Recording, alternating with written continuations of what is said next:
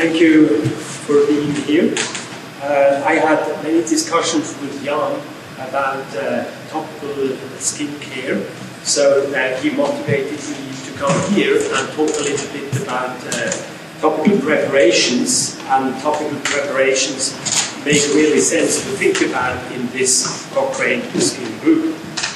Now, recently the global burden of skin diseases has been investigated and ranked, and you see on the left the diseases, and for all these diseases topical medications exist. Now, topical means it's derived from the Greek word topikos, and mean local or localized or confined to a specific place. And topical application or preparations are applied to surfaces with typical and specific surfaces on or in the body.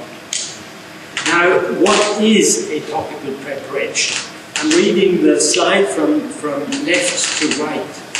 Now, what we start with are vehicle ingredients, functional ingredients like petrolatum, paraffin, alcohol, water, etc.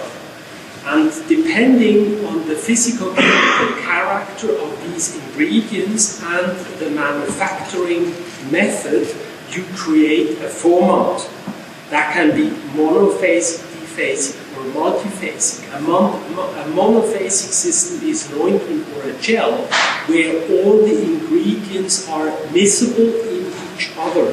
Whereas in a diphasic system, like a cream, a lotion, or a paste, you have two phases which are not miscible.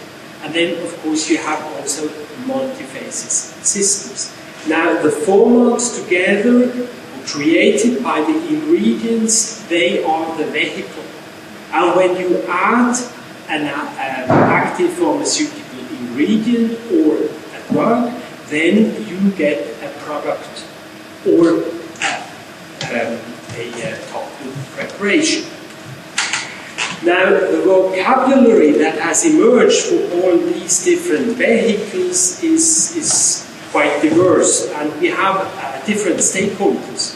So the regulatory bodies use these terms, and then we have local regulatory bodies, like in Switzerland, regional, the EU or international. Then we have the industry with a prominent cosmetic industry.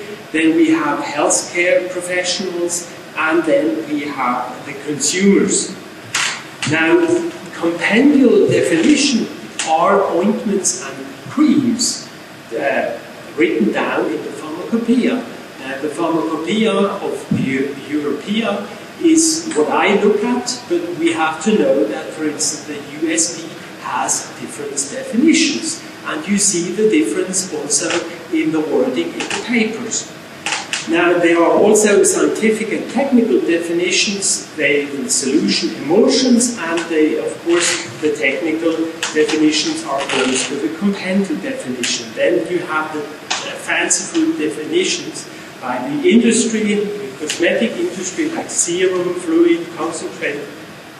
And then we have also effects designations that are also used in Cochrane papers, like moisturizer, emollient, or lubricant.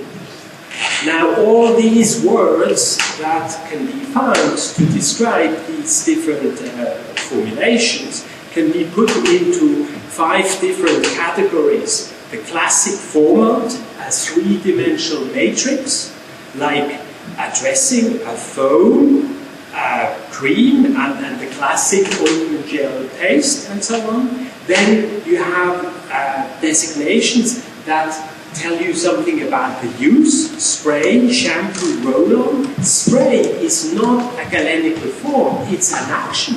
And shampoo comes from the Hindi word massaging, which makes sense, but it's not a formulation format.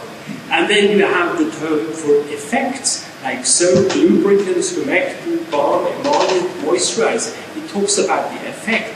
Then we have the analogies, like milk, shape, or paint. And then we have the magics, like the serum, fluid, and the concentrate. Now here I did some investigation with consumers and asked them what they expect when you have a formulation that is translucent, cooling, and for young skin. What would that be? Do you have an idea? What would you? Sorry? Gel? A gel, exactly. Now, the same you can do with sticky, occlusive, for diseased skin. So we have a perception of what we use for what and where. Now, it gets even more complicated. I call it the metamorphosis of the vehicle. I took here a product in the primary container. It's a pressurized can. You spray the product on your skin. It's forming a foam which collapses, and then you distribute it. And then on the right side you have the sum of the ingredients after the evaporation of all volatile ingredients. Now the first one is the primary formulation in the primary container. Then you have the secondary formulation, that's the first encounter, the application field, and then on the right side you have the second encounter, that's the skin field. Now, from formulation-wise, this in the can, you have a solution which is sprayed on top of the skin to form a foam.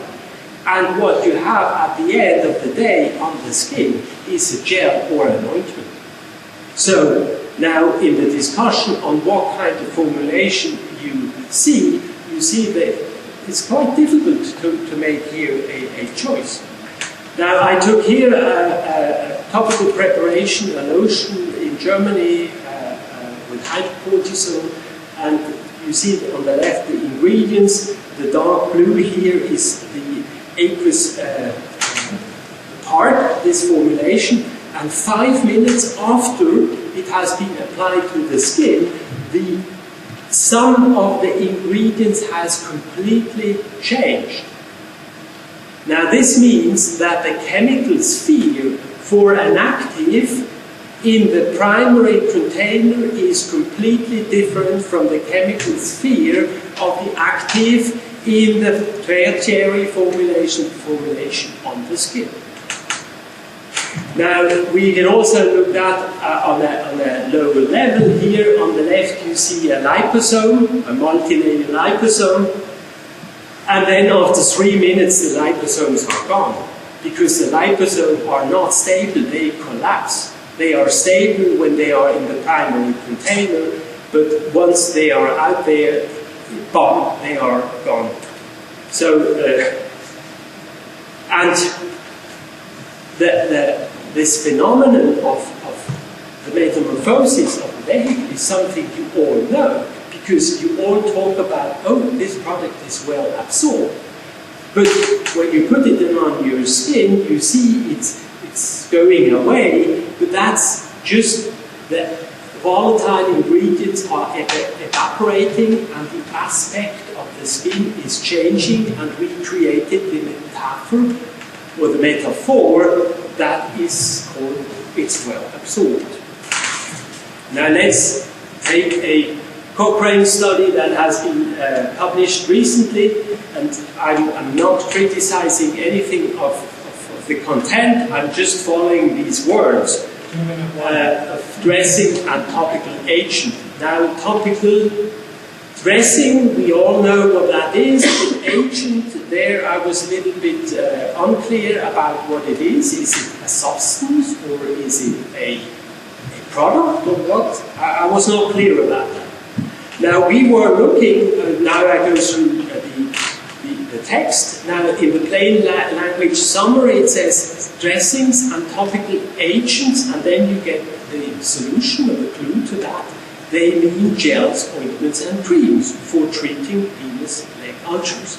Now when you look how they describe the dressings, they talk about impregnated dressings may have a range of bases, so far okay, such as foams, that's a formal 3-dimensional matrix, and alginates. Alginate is not a formal. it's a chemical.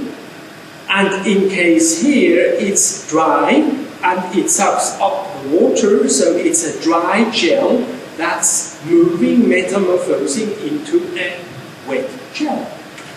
When you go and look what are the topical agents, then they say the following types of topical agents are considered as intervention in this review. Then they start with naming a chemical, and the first time they come up with the word paste.